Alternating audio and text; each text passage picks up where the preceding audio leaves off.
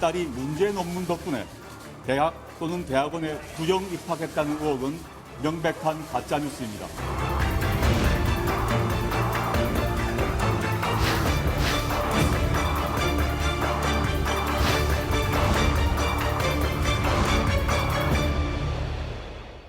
네, 조국 법무부 장관 후보자를 둘러싼 의혹들이 계속 제기되고 있는 가운데 조 후보자를 지키려는 여당, 또 사퇴와 지명 철회를 요구하는 야당 간의 충돌도 거세지는 양상입니다. 청와대는 청문회를 통해 해명을 들어봐야 한다는 입장을 거듭 밝힌 가운데 청문회 일정을 둘러싼 여야 간 줄다리기는 여전합니다. 이 와중에 오늘 오후 베이징에서는 한일 외교장관이 만납니다. 지소미아 연장 결정 시한이 사흘 앞으로 다가온 시점에 한일 갈등 국면의 중대 분수령이 될 것이라는 전망이 나오고 있습니다. 자, 강병원 더불어민주당 의원, 김정재 자유한국당 의원과 함께 오늘 정치와 호장용 시작하겠습니다. 어서 오십시오. 안녕하십니까. 반갑습니다. 자, 오늘 주목해야 할 중요한 일정으로 사실 한일 외교장관 회담이 잡혀 있어요. 조국 후보자 관련해서 토론을 시작을 하면 이거 가지고 시간이 다 지나갈 것 같아요. 이 얘기부터 먼저 좀 하고 가겠습니다. 자, 일정상으로는 잠시 후 3시에 강경화 장관하고 고노다로 외무상이 베이징에서 만나기로 돼 있습니다. 지금 지난번 방콕 회동 때 아주 냉랭하지 않았습니까? 표정이 상당히 굳어 있었는데 어제도 강 장관이 출근길에 상황이 굉장히 어렵다 이렇게 얘기를 했습니다. 지금 가장 중요한 의제가 일본의 수출 규제에 대한 것이 돼야 할 텐데 문제는 일본 쪽이 이 얘기는 좀 오늘 꺼내지 않았으면 좋겠다 이런 의사를 표시하고 있는 모양이에요. 어떻게 될 것 같습니까? 그 한일 간 관계에서 너무나 중요한 그 외교장관 회담인데요.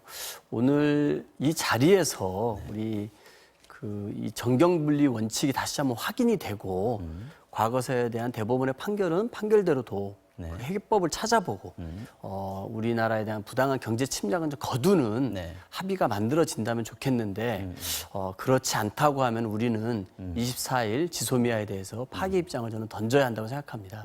그렇지 않으면 우리에게는 마땅하게 일본을 압박할 수 있는 카드가 없게 됩니다.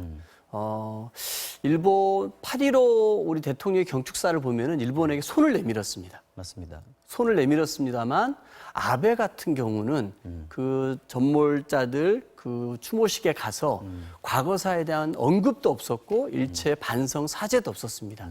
나루히토 일원 같은 경우는 깊은 반성이라고 하면서 일왕은 과거사에 대해서 반성하고 사죄를 했지만 아베 총리 같은 경우는 전혀 언급도 없었고 사죄도 없었거든요. 이런 것을 봐서는 여전히 본인들의 경제 침략에 대해서 국제법 위반을 우리나라가 했다라고 하는 이 얼토당토 않은 부당한 주장을 이어갈 것 같은 우려가 생깁니다. 저는 그런 의미에서 이 지소미아 이 한일 외교장관 회담 결과를 봐야겠습니다만 여기에서 여전히 일본이 이 문제에 대한 외교적인 해결, 대화 노력들에 대한 반성 혹은 진전이 없다라면은 저는 지소미아 카드를 던져서 우리나라가 일본에 효과적으로 대응할 수 있는 카드를 하나 확보하고요. 일본의 부당한 경제 침략 그리고 우리 국민들의 주권을 온전히 지켜낼 수 있는 방안을 모색하는 그리고 이 문제에 대해서 한미일 동맹의 중요성 때문에라도 미국이 적극적으로 개입하게 만들게 하기 위해서라도 이 문제를 키워야 되는 것 아닌가 이런 생각을 갖고 있습니다. 지소미아 말씀하신 대로 얘기가 나올 수는 있을 것 같습니다. 그 사흘밖에 안 남았어요. 결정할 수 있는 시간이. 네, 그렇죠. 24일. 얘기를 한다면 오늘 두 외교장관 만났을 때 그 얘기를 꺼내지 않을까 싶은데 회담이 어떻게 가느냐에 따라 달라지겠죠. 그렇죠. 그러니까 지소미아를 저희가 연장해야 될지 말아야 될지 24일까지 이제 결정을 해줘야 됩니다. 토요일입니다. 이제 얼마 남지 않았는데요. 근데 이번 그 회담은 저는 예전보다 오히려 강대강 대치가 좀 완화되지 않을까, 확전을 자제하는 분위기가 아닐까 그런 생각이 듭니다. 왜 그러냐 그러면 이미 7월 초부터 저희가 굉장히 세게 강대강으로 소위 말하면 정권 대 정권도 있지만 국민 대 국민까지 굉장히 강대강, 어떻게 생각하면 또 악화 일로로 갔었습니다. 그런데 지난번 우리 국민들도 계속해서 우리 의원님이나 저나 같은 목소리로 아베 정권에 대해서 우리가 문제 제기를 하자, 그리고 이성적으로 대응하자, 외교적으로 해결하자라는 이야기를 쭉 해왔었고 이번에 문재인 대통령 그 8.15 경축사에 그 굉장히 직접적인 비판을 하지 않았습니다. 그리고 이제는 그 대화와 협력의 길로 나온다면 기꺼이 손을 잡겠다 이런 표현을 또 했고 또 어제 그 일본이 그 삼성전자의 그 포토 레지스트죠. 포토 레지스트 수출 허가를 해줬습니다. 그러니까 이걸로 봐서는 지금 과거보다는 지금 조금은 좋아지는 듯한 분위기입니다. 그래서 이런 분위기 속에서 우리가 협상이라는 건 결국은 상대를 봐가면서 해야 되기 때문에 그 아까 지소미아에 대해서도 우리가 뭐 일본이 만약에 이 수출 규제를 풀지 않는다면 무조건 파기해야 된다. 저는 조금 생각을 달리하는데요. 지소미아라는 거는 이 동북아 소위 말하면 그 동북아의 안전을 위해서 안보를 위해서 가장 굉장히 중요한 협정이고 또 여기는 미국이 같이 관련이 돼 있습니다. 그래서 한일 간의 관계 플러스 미국도 같이 그렇죠. 돼 있기 때문에 한 번 또 파기가 되면 다시 복구하는 데 시간이 걸립니다. 그래서 저는 좀 더 신중하게 접근을 해야 되고 이번 같은 경우도 일본의 반응을 좀 봐가면서 일단 24일에는 저희가 파기한다 말을 하지 않으면 자동 갱신이거든요. 그리고 자동 갱신을 시킨 다음에 일본의 그 수출 규제에 대한 강도를 보면서 저희가 적절히 대응하는 게 옳지 않나 싶습니다. 놔둔 상태에서도 나중에 대응할 수 있다. 언제든 잠정 중단을 할 수 있으니까요. 그래서 어쨌든 오늘은 한일 외무장관이 만나는 이 자리가 한일 관계가 앞으로 악화될 것이냐 아니면 조금 좋아질 것이냐를 약간 가늠할 수 있는 그런 자리가 될 것 같습니다. 자, 북한이 최근에 미사일과 막말 계속 쏘아댔는데 그 빌미가 됐던 게 한미 군사연합 훈련입니다. 어저께 끝났고요. 비건 미국 특별대표가 어저께 방한을 했습니다. 실무협상 곧 시작될 거다라고 얘기를 하고 폼페이오 장관도 대화의 장으로 나와라, 테이블로 나와라라고 얘기를 했는데 실제로 북한이 어떻게 나올까 이게 관건 아니겠습니까? 어떻게 예상하십니까? 일단은 뭐 이렇게 한미 군사훈련 이 와중에 직전에 이 김정은 위원장이 트럼프 대통령의 친서를 보냈지 않습니까? 그리고 이제 그 친서의 내용 자체가 어쨌든 이 한미 군사훈련에 대한 약간의 유감 그리고 이 끝난 후에 실무협상을 재개하자는 그런 내용이 담긴 걸로 얘기가 됐었는데요. 그렇습니다. 다들 뭐 많은 언론들이나 외교가에서 이제 8말 9초에 북미 간의 실무협상이 재개되지 않겠느냐 이런 추측들이 있었습니다. 그리고 이제 비건 대표도 이제 여기 맞춰서 이제 움직이고 있고요. 저는 그런 의미에서 북미 간의 이 한반도 비핵화를 위한 실무 협상은 저는 곧 재개될 것이라고 봅니다. 북한이 이제 계속해서 이 한미 군사훈련에 대한 불만과 우리나라가 F-35 스텔스기 들여온 것에 대한 불만을 노골적으로 새로운 미사일 시험 발사를 함으로써 표시를 했었는데요.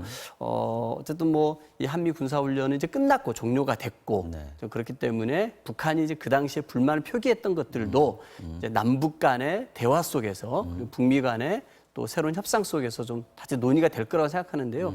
일단은 북한이 어쨌든 이 미사일 시험 발사를 꾸준히 함으로써 뭔가 좀 협상에서 뭔가 유리한 고지를 좀 점했다라는 그런 생각은 하게 될 것 같습니다. 왜냐하면은 저는 그럼에도 불구하고 어쨌든 우리 북미 간의 실무 협상은 빨리 재개되어야 되고 그 속에서 대화를 통해서 한반도의 이 완전한 비핵화의 방안들에 대해서 남북, 북미가 머리를 맞댔으면 좋겠습니다.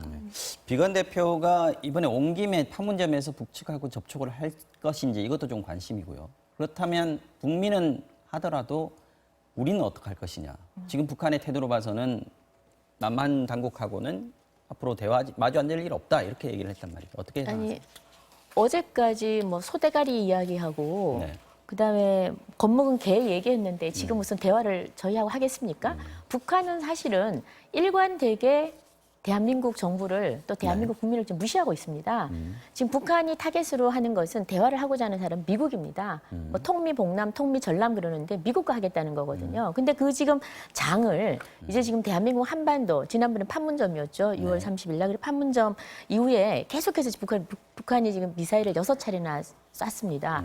이거 지금 미국한테 보여주는 거거든요. 미국도 마찬가지로 우리한테만 쏘지 않으면 I don't care, 괜찮다. 지금 이런 식의 태도를 취하고 있습니다. 그래서 이런 와중에 보면 북미는 정확한 그 목표를 가지고 있습니다. 북은 계속해서 대북 제재를 풀어달라라는 것이고 미국은 핵 무장 해제하라 이거거든요. 정확한 겁니다. 이것에 대한 그 양 국가가 이것이 지속되는 한은 저는 결코 아무리 만나더라도 목표를 달성하기 쉽지는 않다. 순서 생각하는 순서가 서로 그렇죠. 어긋나니까요. 그래서 그럼 과연 우리 대한민국은 그 와중에 무엇을 얻을 것인가? 장소 제공만 해주고 계속해서 뭐 경협하자, 평화경제 이런 좋은 말하고 소대가리, 닭대가리 뭐 욕만 얻어먹고 있을 것인가? 무력한 존재로 있을 것인가? 이건 아니라는 거죠. 그래서 저희도 굉장히 좀 탄력적으로 대북 정책을 저는 좀 취해야 된다는 생각을 합니다. 알겠습니다. 물론 긍정적인 평화적인 방식도 있겠지만 좀 강력한 그 제재를 통해서 북한을 함께 테이블로 나오게 하는 그것도 한 방법일 것 같습니다. 네, 알겠습니다.